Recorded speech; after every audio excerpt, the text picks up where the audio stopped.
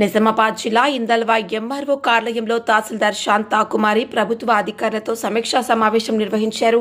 ప్రభుత్వం ఇసుకను తప్పనిసరిగా డిజిటల్ యాప్ ద్వారా వెబ్సైట్ ద్వారానే కొనుగోలు చేయాలని తెలిపారు. అక్రమంగా ఇసుక తరలిస్తే కఠిన చర్యలు తీసుకుంటామని హెచ్చరించారు.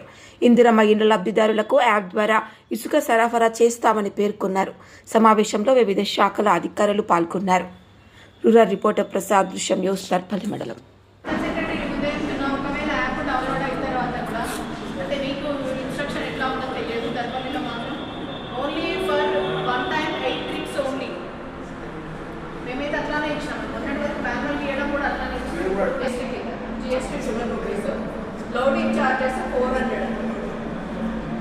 Loading charges 400 village fund 100 rupees.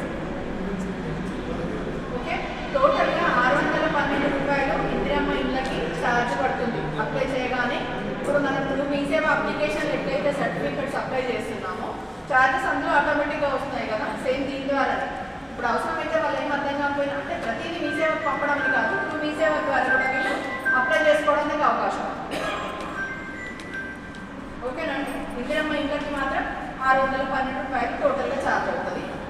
Individual house holds అయితే టైట్గా ఉంటుందండి. దయచేసి వాళ్ళకి ఖచ్చితంగా చెప్పాల్సి ఉంటుంది. ఎక్కడ కూడా ఇల్లీగల్ ఇవ్వడానికి లేదు. Same district administration charges 300. TGMTC అంటే మనం state commissioner, Telangana commissioner mining department ఉందంటే అది 100 వెళ్ళిపోతుంది. తర్వాత other charges 40 rupees per cubic metre, 120 rupees.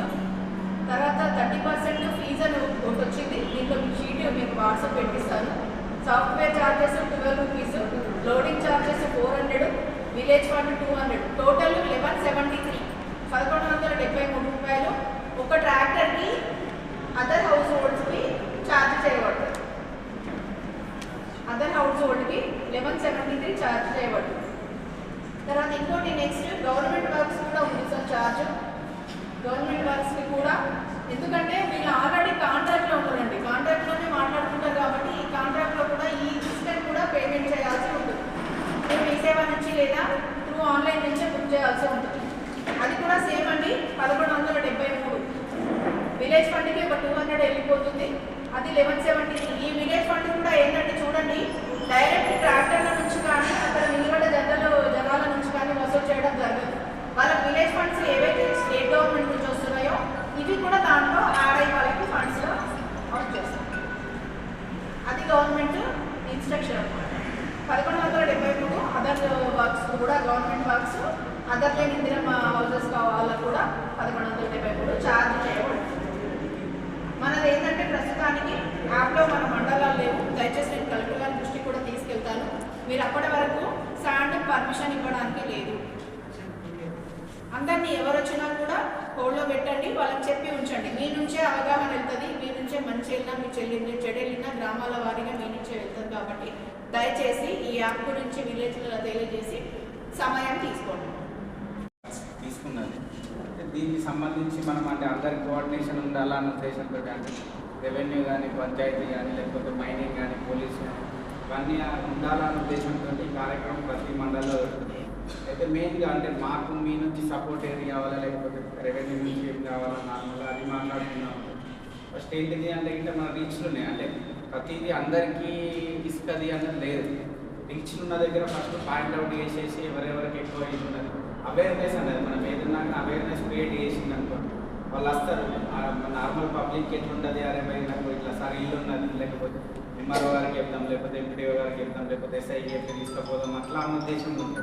మేము ప్రతి ఒక్కరికి చెప్పలేము. కానీ మీరు అనేది గ్రౌండ్ లెవెల్లో ప్రతి ఊరికి ఒక్కొక్కరు ఉన్నారు కాబట్టి జీపీఓలు కానీ, సెక్రటరీ కానీ మీ గ్రూప్లు ఉన్న దాంట్లో పెట్టియండి, లేకపోతే దండోరా అయిపోయండి, చెప్పండి. ఇట్లా ఇవ్వాలని ఏదైనా ఉంటే ఇట్లా ఇట్లా ఇవ్వరు, డైరెక్ట్ ఇవ్వరు. ఏదైనా ఉంటే ఇట్లా వచ్చింది, ఏదైనా ఉంటే మీరు అంటే ఈ యాప్ వచ్చింది తెలుసుకోండి, దీని గురించి మీరు అవసరమైతే మీ దాంట్లో వేసుకుంటే అది జనరల్ అందరికీ యూజర్ ఫ్రెండ్లీ ఉన్నది. తర్వాత అంటే ఇట్లా అందరికి వచ్చేది ఉన్నది.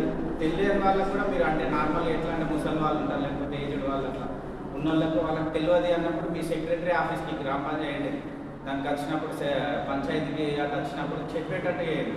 ఒక దండోరా వేయించేసి క్లియర్ కట్ చెప్పండి. ఇంకొకటి ఏంటంటే మన దగ్గర ఇప్పుడు మ్యాక్సిమం తక్కువ అయితే ఏది ఉన్నా కానీ ఇల్లీగల్ది అన్నది చేసినప్పుడు మొత్తం ఎఫ్ఐఆర్ లెక్క అంటే మా దాని ప్రకారం చెప్పండి ఏదన్నా ఉన్నా కానీ బయట తిరిగిట అనుకోకుండా తెలియకుండా తీసినా కానీ మీ ఇంటికి తీసుకున్నా కానీ ఇబ్బంది అవుతుంది ఎఫ్ఐఆర్ అవుతుంది. అది మళ్ళీ తర్వాత ఇప్పుడు ఒక్కొక్క వెహికల్ కూడా 4-5 నెలలకి వెళ్ళి ఉంటుంది చెప్పండి అది చాలా మంది తెలియకనే చేస్తారు. అంటే అరే భయ్ ఒక నా ఇంటికే కొట్టుకుంటున్నాను కదా, నా ఊర్లోకి వెళ్ళి నేనే కొట్టుకుంటున్నా కదా అన్న దాంట్లో ఉంటుంది. ఇంకొకటి ఏంటంటే కూడా ఇది గవర్నమెంట్కి ఇన్కమ్ వస్తుంది, అట్లనే తక్కువ రేట్లో.